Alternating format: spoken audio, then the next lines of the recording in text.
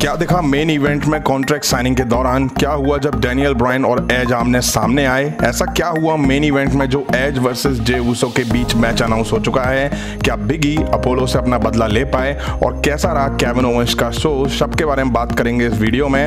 उम्मीद है वीडियो आप सभी को पसंद आएगी। हाय फ्रेंड्स, मेरा नाम है प्रियांशु, आप देख रहे हैं गेम ऑफ विनिंग्स। तो बढ़ते हैं वीडियो की तरफ और शुरू करते हैं वीडियो बेल बजा के।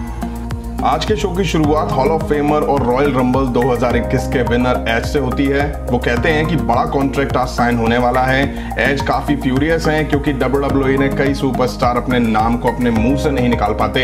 एज दावा करते हैं कि पॉल हेमन और रोमन रेंज दो महान स्पिन डॉक्टर हैं। लास्ट वीक डैनियल ब्रायन ने कहा था कि वो मुझसे ज्यादा डिजर्व करता है मेन इवेंट में आना।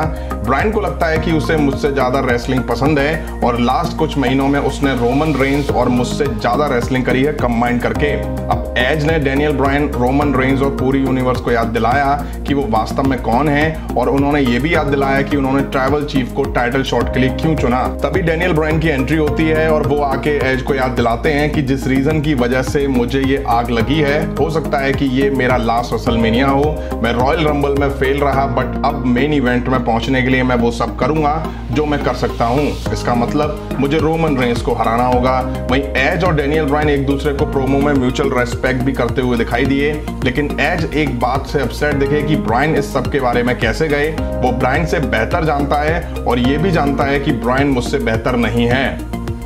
अब Rey Mysterio, Dominic, street profits के साथ एंट्री कर रहे थे, तभी पीछे से आके उन पे अल्फा अकेडमी और रूड डॉल्फ जिगलर ने अटैक कर दिया, जिसके बाद इनके बीच हमें 8 मैन टैग टीम मैच दिखा। डॉकिंस ने शुरू में रोड को काफी मारा और फोर्ड को टैग दिया, फिर अल्फा ने डोमिनिक में मार दी। एक तरह से डोमिनिक सबके लिए सॉफ्ट टारगेट के तौर पर दिखाई दिए। ठीक ठाक मैच दिखा इन सभी के बीच। एंड में रॉबर्ट रूड को फोर्ड ने पिन करके मैच अपने नाम कर लिया।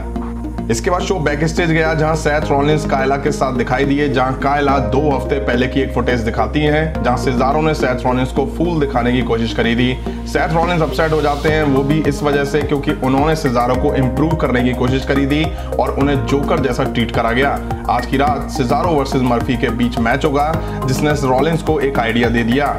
अब हमें नाया जैक्स जटाधारी को शॉपिंग कराते हुए दिखाई दी, जहां शाइना बैचलर तो जरा भी इंप्रेस नजर नहीं आई, मतलब कि वो इंटरेस्ट भी नहीं दिखा रही थी, अपने फोन में लगी हुई थी।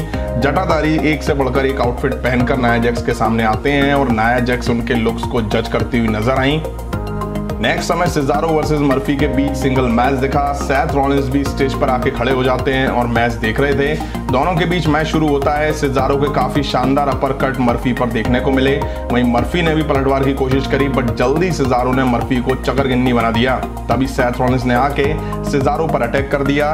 मैच डिस्क्वालिफिकेशन की वजह से सिजारो जीत जाते हैं और सेथ रॉलिंस पे जम के सिजारो में मार लगाते हैं। अब ये तो होना ही था, सिजारो खड़े होने का ट्राई करते हैं, तभी सेथ रॉलिंस उन पे कर्ब स्टॉम्प लगा देते हैं। सिजारो फिर खड़े होते हैं तो सेथ रॉलिंस फिर कर्ब स्टॉम्प लगा देते हैं। इतने से ही सेथ रॉलिंस शांत नहीं हुए, इसके बाद वो चेयर लेकर आते हैं और सिजारो की गर्दन में फंसा देते हैं, और जैसे ही उस पे मारने वाले होते हैं तभी ऑफिशियल्स आके उन्हें रोक लेते हैं।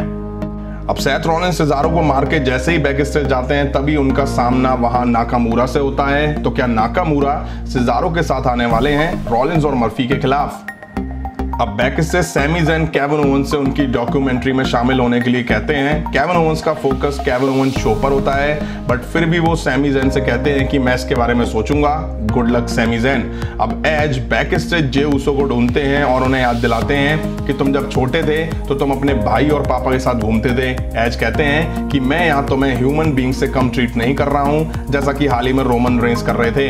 एज पूछते हैं कि रिकिशी इस सब के बारे में क्या सोचते हैं। जे ऊसो एज को वार्निंग देते हुए कहते हैं कि तुम्हें अपनी फैमिली के साथ टाइम बिताना जरूरी है, क्योंकि रेसलमेनिया के बाद तुम ज्यादा कुछ एंजॉय नहीं कर पाओगे।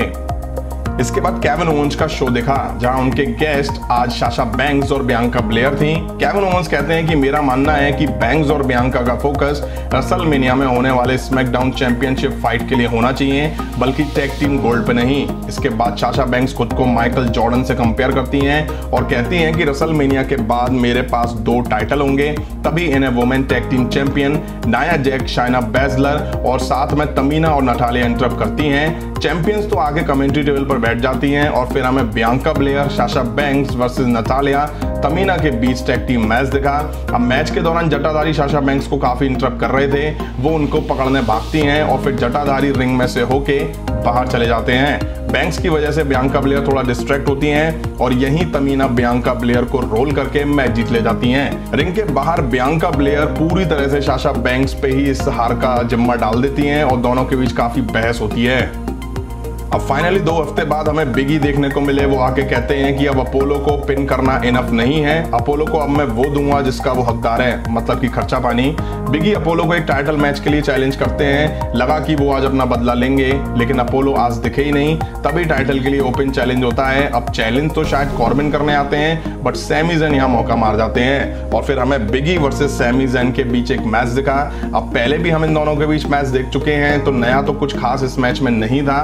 बिगी ने एंड में सैमी ज़ैन को हरा के टाइटल रिटेन कर लिया। तभी अपोलो का म्यूजिक हिट होता है और वो पीछे से आके बिगी पर अटैक कर देते हैं और जम के उनमें मार देते हैं और उन्हें ढेर कर देते हैं। वो लास्ट टाइम की तरह स्टील स्टेप्स लेकर रिंग में आते हैं और जैसे ही बिगी उठते हैं, अपोलो मार के स्टील स्टेप्स बिगी को रिंग के बाहर कर देते हैं। इसके बाद हमें फास्ट लाइन पीपीवी के लिए कॉन्ट्रैक्ट साइनिंग सेगमेंट दिखा, जहां रोमन रेंस, पॉल हेमन और जे ऊसो के साथ एंट्री करते हैं। रोमन रेंस डैनियल ब्रायन से बात करते हैं और कहते हैं कि मैं कॉन्ट्रैक्ट साइन नहीं करने वाला। डैनियल ब्रायन कहते हैं कि रोमन रेंस अपने शब्दों पर रहने वाला आदमी नहीं है और कई लोगों का मानना है कि वो उस आदमी का सामना करने से भी डरता है जो उससे कहीं ज्यादा बेहतर है। डैनियल ब्रायन कहते हैं कि लास्ट वीक मैंने कुछ ऐसा किया जो रोमन रेंस भी नहीं कर पाए, मैंने जे ऊसो को टैप आउट करवाया। डैनियल ब्रायन कहते हैं कि इस हिसाब से real head of the table तो मैं ही हुआ। रोमन रेंस इसके बाद कॉन्ट्रैक्ट साइन कर देते हैं। अब जे ऊसो डिमांड करते हैं कि उन्हें फास्ट लेन में स्पेशल इन्फोर्सर बनाया जाए, लेकिन तभी एज उन्हें इंटरप्ट करते हैं और कहते हैं कि 11 साल बाद पहली बार मैं स्मैकडाउन में फाइट लड़ूंगा, वो भी जे ऊसो के खिलाफ। जो जीतेगा वो फास्ट लेन में स्पेशल एन्फोर्सर होगा।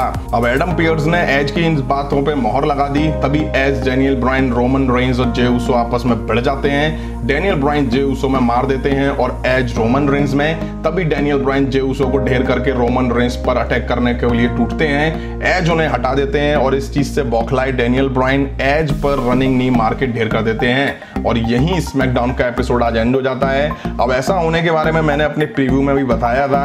यही आज का शो एंड हुआ। डैनियल ब्रायन और एज को आज के एपिसोड में आमने सामने दिखा करके WWE ने अभी भी एज वर्सेस रोमन रेंस के बीच होने वाले मैच को होने ना होने को लेकर अटकलें बनाई हुई हैं। वहीं एक बार फिर से लग रहा है कि सेथ रॉलिंस और मर्फी एक साथ दिखाई देंगे, वो भी सेजारो के खिलाफ, और नाकामुरा उन्हें ज्वाइन करते हुए नजर आएंगे।